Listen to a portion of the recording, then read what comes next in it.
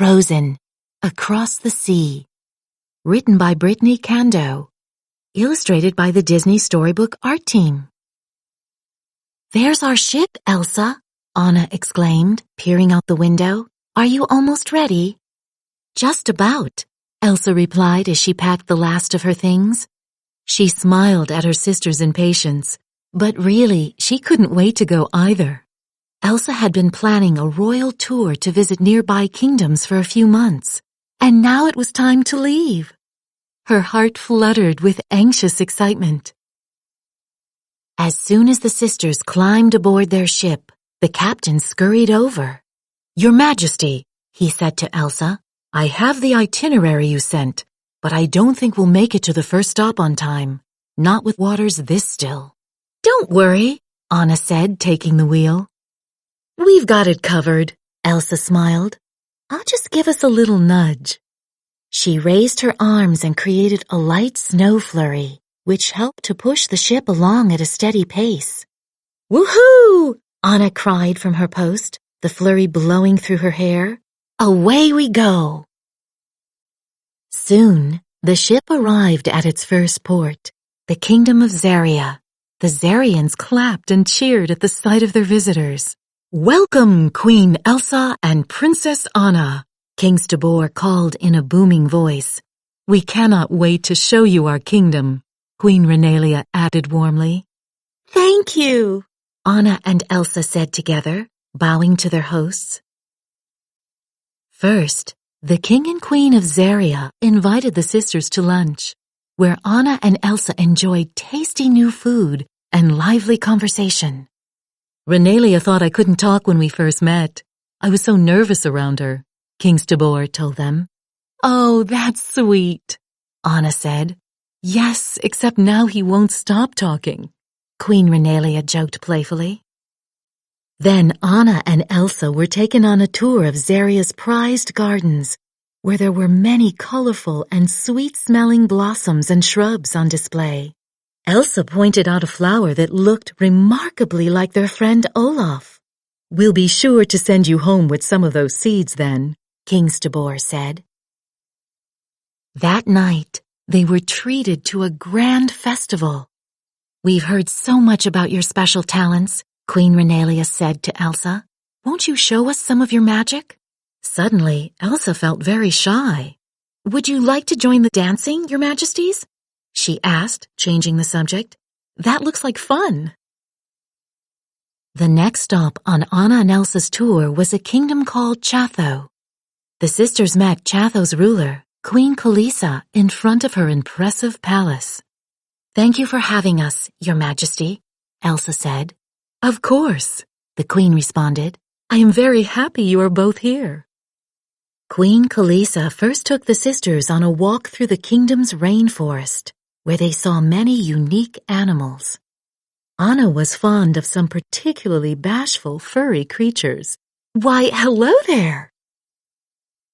Next, the Queen led Anna and Elsa into an enormous gallery. Chath was known for its striking art and relics. "These are beautiful," Elsa said. "I'm so glad you think so," Queen Kalisa replied. "Would you like to add a sculpture to our collection?" Suddenly, Elsa noticed a block of ice under a spotlight, ready to be carved. Once again, she felt a wave of shyness. Noticing her sister's discomfort, Anna jumped in.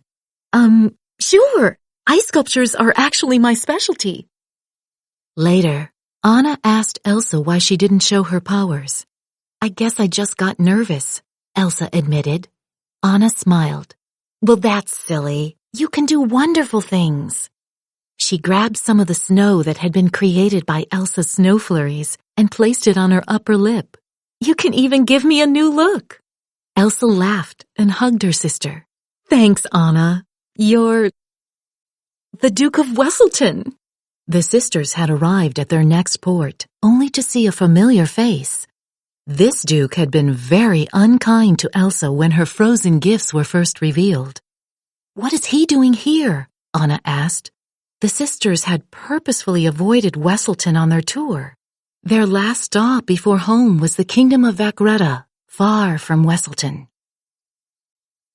The Duke smoothed his coat as Anna and Elsa got off the ship. "I am visiting my mother's cousin's wife's nephew, if you must know. Although I wish I hadn't. If I were you, I would turn your ship around right now." The sisters looked at one another. The Duke sighed, exasperated. "Vetta is having the hottest summer in years. Of course, you wouldn't care about that." "Take us to the kingdom," Elsa said firmly. As the Duke led the sisters into the village, they felt as though they were stepping into a hot, sticky cloud. The Vakretans were sprawled out, sweaty and tired.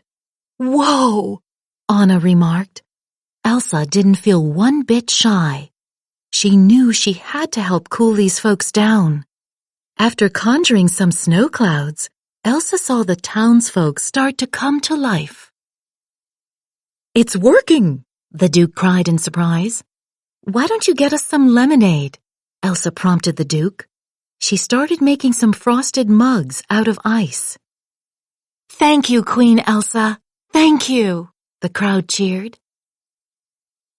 Soon, Vetta became a frozen wonderland. The citizens slid down the snowy piles on wooden planks. Anna grabbed one for Elsa. "I suppose a thank you is in order," the Duke said begrudgingly. "I frankly don't know where to begin." "Well, you could grab a board," Elsa suggested. The Duke turned red and started sputtering. "Well, a Duke would never. It isn't—" "It's okay. We'll show you how it's done," Anna called, racing her sister down the hill. A few hours later, it was time for Anna and Elsa to return to Arendelle. They waved to their new friends from the ship. "Did you have a good trip?" Anna asked her sister. "I did," Elsa replied as she created a snow flurry to help direct them homeward. "I'd say that was the best royal tour ever. Until next time, that is."